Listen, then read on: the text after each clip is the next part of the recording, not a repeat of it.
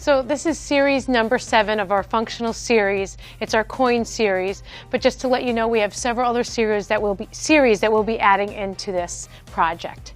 So the coin series. The first thing that we're going to do with this coin series is we're going to work with checkers, because we want to make it a little bit easier, and as you continue to progress, then we can add in different types of coins or different types of checkers. So really whatever you have at home we should be able to work with. So what I'm going to ask Stacy to do first is we're just going to work on flipping them. So I'm going to ask Stacy just to flip the coins over. And again, I want to point out something. If you go to start to flip the coins and it seems a little awkward or it seems a little bit difficult, what I would ask you to do is I would ask you to use your unaffected or your stronger arm to see how you reach and to see how you manipulate the coins. It's really a great tool to be able to use your unaffected arm to see how you would complete a task, because you really would like to promote that type of movement with your weak arm. Here, I think I'll try that because I do feel awkward. And it just kind of gives you a basis to where would you be, where would you reach, where would that coin be in your fingertips. That helped. It's still a little difficult, but at least I know the right movement that I need to do. That's right. That looks good. Now, if you went to go pick these up and you had a little bit of difficulty and they were going around, you could try to do a little bit of a slide and flip it. I certainly don't want you not to do the task because you can't get your hand, or you might have a little bit of difficulty in your wrist. And again, you're going to be consulting your occupational therapist to see if there's different ways that they could show you to help modify the activity. So again, I'm going to have Stacy now not flip, but I'm going to have her try to stack them. Now, how you stack might be different from the way the other person stacks. That's fine. You could try to stack them one at a time, and that would work. Or you could try to stack a bunch at a time and get all the fingers involved. I think it really is going to depend on how much function and coordination that you have in your hand. And you do want to try to challenge yourself. So I think that's important. How you doing, Stace? Very, very careful. She's being very, very careful. And that's, don't try to rush through this series. Take your time. Especially when you're working with fine motor coordination, it's something that you really want to take your time with and make sure that you're using the right pinches. So Stacy's using that 2-point pinch, which is fine. You could try to use that 3-point pinch that you talked about. If you're having difficulty picking them up, you could use your strong arm to hold them, and then you could try to pick them up with your weak arm. What you really want to do is you really want to try to incorporate your arm into function. So you want to figure out a way to do that, and changing the angle and where the coins are or the checkers are to be successful is a positive thing.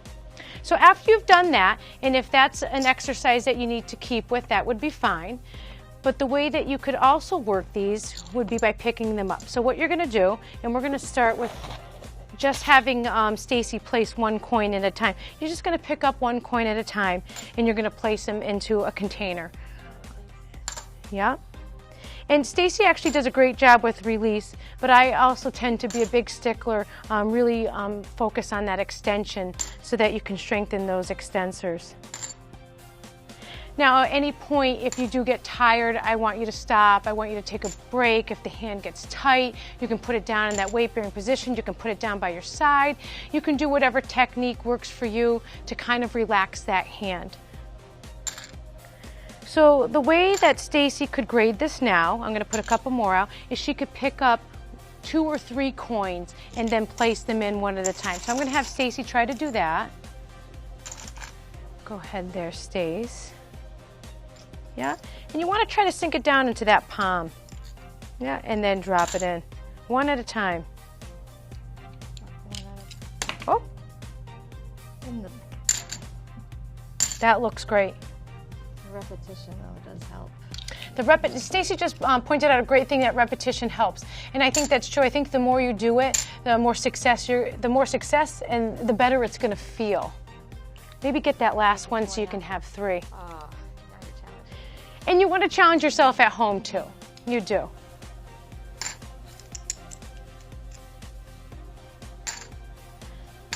So to make this a bit more of a challenge for you at home, is instead of having you just drop them into a container, what you can do, and I've made this, it's really easy, is I just have this little slit here so Stacy then can pick up, we'll have her do 3.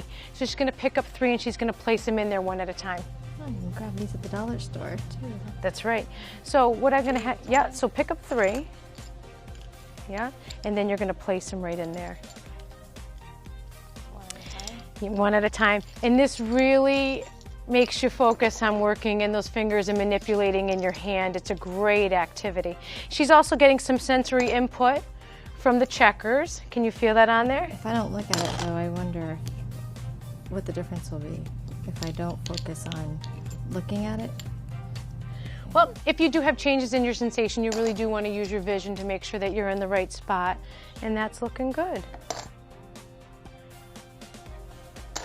So the last thing I'm going to point out before I end with this last series is these checkers, they have a little bit of height on them. It makes it a little bit easier for you to pick up.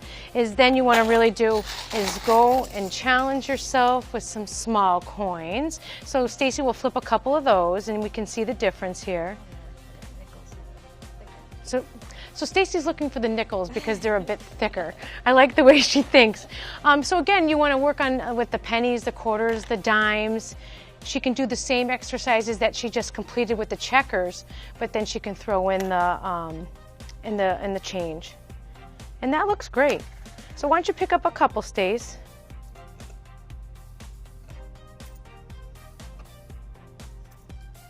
That's great. I like how she snuck that one in. And as you continue to progress and you get really good, if you have that jug of coins at home, you could roll your coins. There's nothing better than getting a little bit of money for your work, so we can add that in there. We have had the best time working with you. We hope you enjoyed working your motor, and we will see you soon.